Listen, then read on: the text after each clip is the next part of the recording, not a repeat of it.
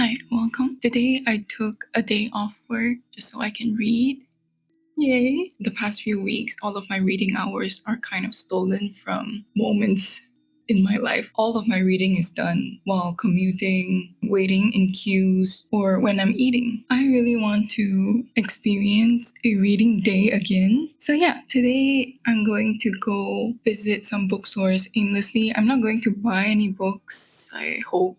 I have this one bookstore that I really like that has a cafe right in the middle of the bookstore and the view is beautiful. So I just want to go to the bookstore and just read there, spend the entire day reading. I hope that I can finish this today. I just started it last night, but this is The Memory Police by Yoko Ogawa. I really like her writing, so I decided to just pick up a full-length novel of hers. This is shortlisted in the 2020 International Booker Prize, and I have heard about this book a lot, like in 2020, I guess. And I recently went to a library. They have this copy. I found this on the bookshelf. So I'm like, okay, what better time to read this one? This is a dystopian fiction where things and memories just start disappearing. What disappears is not really the thing itself. The thing, yes, but more so it's the meaning of it. People just forget the meaning of certain things. This is one of the examples in the book. In the beginning of the book, it explores people just forgetting what perfumes mean to them, and they just can't associate meanings to all these different scents that they smell from perfumes anymore. All they smell is just this alcohol scent. That is actually so sad, to have no meanings in life. That is a nightmare to me. People just wake up one day and collectively lose some sort of grasp of meanings of a certain object. This object doesn't necessarily disappear, but there is this entity called the memory police that will try to eradicate all existence of this object. So it happens randomly. You can't really anticipate what will go missing next, but there are several people who still remember. They are not part of this collective, and one of them is the protagonist's mother. She remembers everything and she keeps like a collection, a personal collection of these things, and she's actually taken away by the memory police. Our protagonist is part of the collective. She actually doesn't really remember much of the things. I'm only like 3 or 4 chapters in, so the plot hasn't technically started yet, and I'm just excited to read this. I draw a lot of similarities to 1984, like controlling what the public thinks about certain objects. So in 1984, I read it, I think 4 or 5 times. The first time I read it, what really stuck with me is not really the totalitarian stuff that's happening in the book, but more so how people can change history just like that. They can shape narratives, they can shape history, which is kind of crazy, just by documenting, archiving what is not real, and people will just take it for real. That is like a tool used in the Orwellian 1984 society. In The Memory Police, I'm curious to know why people are just losing their memories. Is it because of the government, or it's just a magical realism thing that's happening to this island? But also, who made the memory police, and why are people saying okay to this brutality where the memory police can just come inside your house and eradicate everything that is associated to this object that has disappeared? One of the questions that I have been sitting with since starting this book is how right now, I feel like everyone is subconsciously, or everyone is collectively doing this without organizing it explicitly. We are all collectively trying to forget things. We forget history, we forget harrowing news. It's a crazy world that we're living in, but we kind of consume a news as if we're consuming a TikTok. Like, consume and then we forget. We are kind of numb towards it. We live in such a consumerism, fast-paced society that we keep forgetting. We choose to forget. That is an unsettling feeling that I have been sitting with since starting this book. I think what's magical about Yoko Gawa is her writing tells you a story, and I'm really missing that in my books. I feel like the books that are trending right now, or maybe it's just the books that I've been reading, they could be like more philosophical, or they just go in different weird ways, which I love. Both I love, especially with like character exploration, right? You're exploring the things that are happening to this character solely. It's a very deep analysis of what is happening internally. I think that's fine. I love reading that, but I've been missing a good plot, a really, really good book. Like, it shows you things. I really enjoy her writing in the setting, rooms that she's in, how the memory police is, and the world that they're living in, this island that they're living in. Just really rich scenes in my head, and I really enjoyed that. I will check in with you maybe by the end of the day. I don't know if I will be able to talk outside, but I will show you my day as I try to finish this book.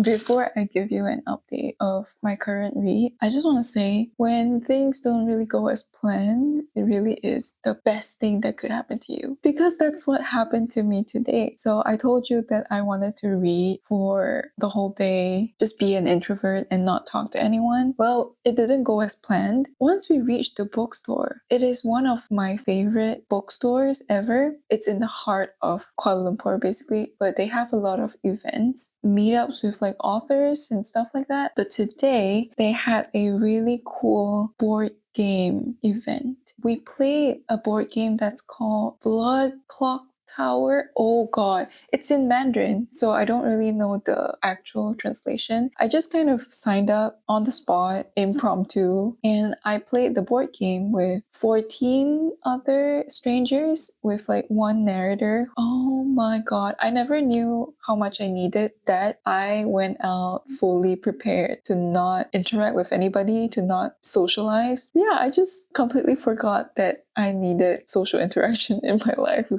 feel like a normal person again. All of the people that I've met are so nice, warm, friendly, inviting, and we are just having fun. Can you believe it? Like 15 strangers just came together like that, and without any small talk, weird formalities. We can just have fun as if we are friends that have known each other for at least a year. I still got quite a fair bit of reading done, but yeah, I just really enjoyed my time in that event. Then after that, I met up with my mom again. We saw this Lilo and Stitch installation, and my mom was like, you know what, let's go watch the movie. It's my favorite Disney film of all time. I don't want the live action to ruin memories of my childhood, but oh god, it is actually really good. I don't want to go into too much of like the problems of the movie. There are quite a few changes to the script in this live action. There are some problematic things as usual with Disney recently. I don't know what they're doing, but if we're just talking about the experience, I love the movie so much. And the casting for David,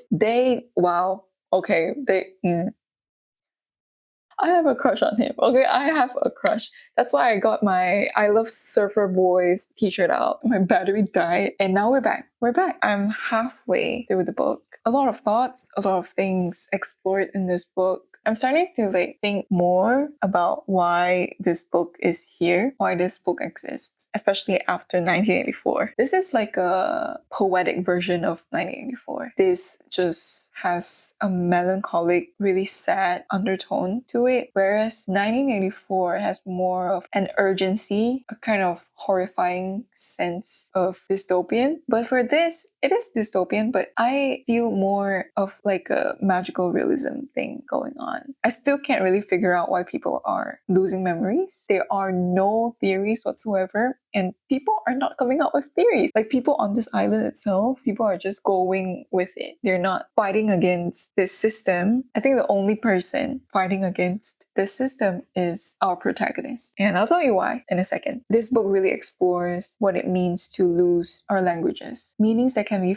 found in ancient language, but also cultures, rituals, just history. People were losing this soul as we fit into boxes formed by oppressive systems. Getting back to the point where I said the protagonist is the only one that I think is fighting against this system, it's because she is a novelist. So she is a writer in this book. The main plot of this is her editor is in danger of being taken away by the memory police. So this editor of hers unfortunately can retain memories of everything. Our protagonist has taken it upon her to help hide him in her house. And between chapters, she is also showing you her manuscript, like the novel that she's writing. All of the novels that she wrote on this island are about characters that are losing something in their life. And this current novel that she's writing is about this typist who are lovers with her typewriter teacher, typist teacher. One day, she loses her voice. So all she does to communicate is through her typewriter. The protagonist here, she is kind of unraveling and she is exploring all of her anxieties. Even though as someone who doesn't really remember through her stories, she never really expresses how affected she is about things disappearing in her life, like in the actual chapters. But it is through her manuscript that we see her really exploring her emotions. In one part, she says, through her character, I am unable to relax if I don't have a typewriter. Things seem out of balance. I was obviously upset when I first realized I lost my voice, but my anxiety was even greater now at having lost my typewriter. I would like to think like I drew connections, the typewriter to being these things, memories that are slowly disappearing from her life. By losing her voice, she just means this system that oppresses her, the memory police. She was obviously upset when she first realized that she has lost her voice somehow. She has been expressing throughout the book that it has been getting harder and harder to find words, to describe things, to create metaphors with, to write her novel, to write her story. And she is very frustrated with that. But also her anxiety was even greater with having lost so many things. And she is worried that this island would just cease to exist when everyone and everything just disappears. I feel like I'm rambling because you know what? It's actually 4 a.m. right now. Yeah, my eyes are failing me, but I really enjoyed this read. Such a good book to just be quiet by yourself with. Helps you reflect on how we're just forgetting. We are forgetful beings. And what should we remember? That's the thing, because people on this island are still living. Life goes on like that. A lot of the characters on this island keep repeating this phrase, which is not the exact phrase, but something along the lines of everything will work out still somehow, even if we forget. We live, we eat, we breathe as normal. I found this really, really beautiful quote as well. I love this. It just resonated with me a lot. I think it can resonate with a lot of people out there, especially if you are young, but you love old music, old films, or you love thrifting, you love vintage stuff, you love just old gems. Let me give you this quote. So in this part, they're talking about polishing silver. They're certainly worth the effort it takes to keep them polished. The more care you take with them, the more gratifying they are. Gratifying? How so? The film of age gets peeled away and their luster returns. It isn't grand, but something humble, even solitary. When you hold them in your hands, it seems as though you're holding light itself. I feel they're telling me a story. Just that part encapsulates why I like old media so much. Like old content. Oh God, they're just so filled with yearning, longing, reverence, love. I feel like they're telling me a story. It's just soulful. And I love that. I will give you another update once I finish this book. It isn't boring at all. I love it. It has been a really long while since I enjoyed a book so much. I just want to like devour every page. I don't know if this is for everyone because it is kind of like a meditative book without being extra philosophical. These characters are really likable. I just really like Yoko Ogawa's writing. I'm really sorry that I haven't mentioned the translator for this. Translated from Japanese by Stephen Snyder. And thank you, Stephen Snyder, for translating this piece of work because this is amazing. I love this book, even though I'm not done with it yet. I know I said this is a quiet book, but there is action in this because there's the suspense of she's trying to hide this editor of hers, right? Work of art, okay? I love this book. I need to go on YouTube to watch other people talking about this book because I just love this book so much. If you have read this book, can you let me know about your thoughts? If it bored you or if it fascinated you or if you loved this book, can you just let me know? Because I am afraid that I am just reading too much into the book. Probably not. Okay, probably not. That is what I got from the book. So it's valid. I'll check in with you again tomorrow maybe if I can finish this book. But yeah, I need to go to sleep. Okay.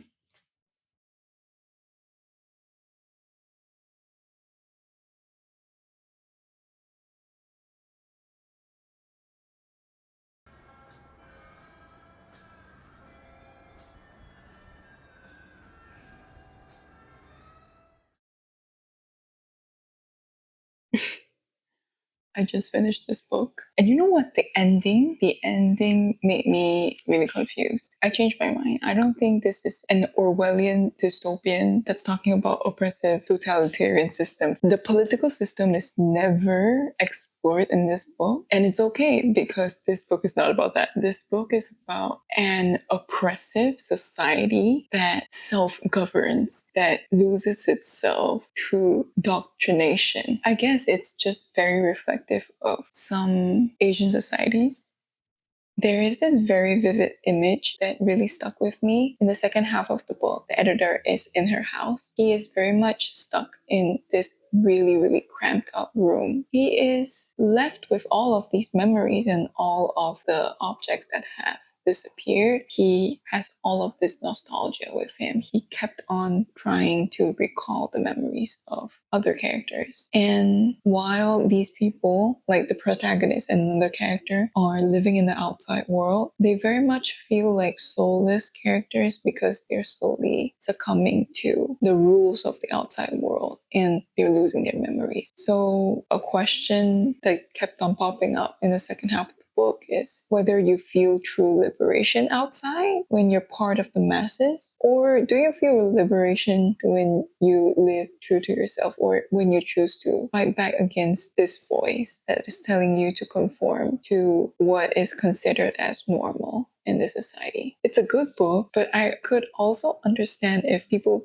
wouldn't like it because it's just really up in the air. It just explores ideas. There are no details about the world building in this. Everything just becomes really murky and blurry in the end, which is really fitting of the memory police because we're looking at the story through the lens of the protagonist. So as the protagonist who is also affected by the disappearance, by the end of the book, everything will just become more and more intangible. You just can't really make sense of what's going on anymore. I don't really know what happened in the end. Something happened, but I don't really know what happened. I don't think this is a book for everyone, but as you can see, all of my tabs, I thoroughly enjoyed my time with this book. It just gave me a lot of space to think however I want to apply these metaphors to. I felt like there's a lot of space to do so. If you're into an entire book as a metaphor, maybe this is something for you. I don't think there's any faults to this. It's just you've got to be comfortable with unanswered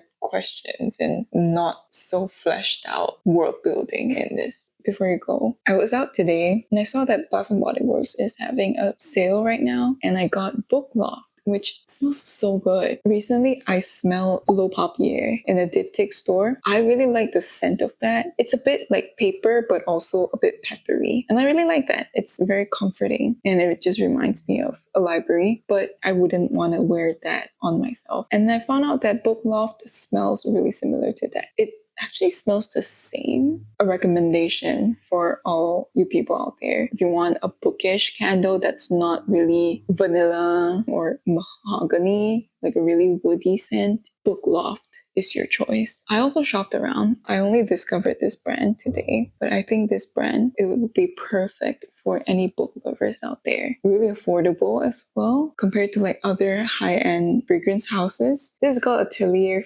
Faye. It's a Korean brand. It's made in Korea. They have a lot of perfumes available for you to try. But I got My Skin But Better. This is the first time I've ever smelled a perfume that is so close to my skin scent. It might sound really weird to get a perfume that smells like you because you already smell like that, but I want a bottle that enhances the projection of how I smell naturally. Look at the bottle. I love it so much. Love the design, but also look. It's milky. The top notes of this is Lily of the Valley. And if you haven't watched like my past perfume videos, my favorite perfume of all time is Dior's Lucky. And that is a Lily of the Valley perfume. When I saw this, I'm just like, this is just me. There's also pear and bergamot. Middle, we have rose, iris. Two of my favorite notes ever in perfumes. The bottom notes are white musk, amber, vanilla, and labdanum. This overall just smells very powdery. And the dry down of this is a bit peppery, surprisingly. I would really recommend the entire range. There is definitely something for everyone. And it is affordable. That is the best thing about this. But yes, that is my reading vlog. Thank you so much for watching. Thank you for being here. And I'll see you in the next one.